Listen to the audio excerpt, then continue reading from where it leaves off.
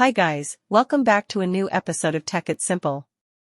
Today, in this video, I'm going to show you how you can reset your password on Shein applications.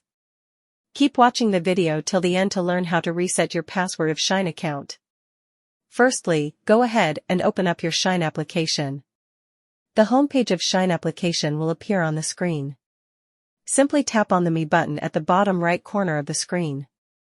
On the next page, tap on the Sign In/Reg option at the top right corner of the page. Enter your email address and click on Continue. Tap on Forgot Your Password option in order to reset your password. Confirm your email address, then click on Submit. A link to reset your password will be sent to your email address. Open your mail sent by Shein and tap on Reset Password option.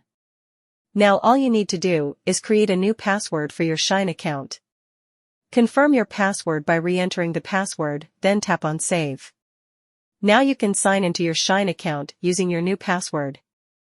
This is how you can reset your password on Shein quickly and easily, just in a few steps. If you have any thoughts or queries, let us know in the comment section.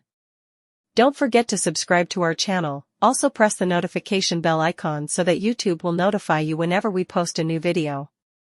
Thank you so much for watching.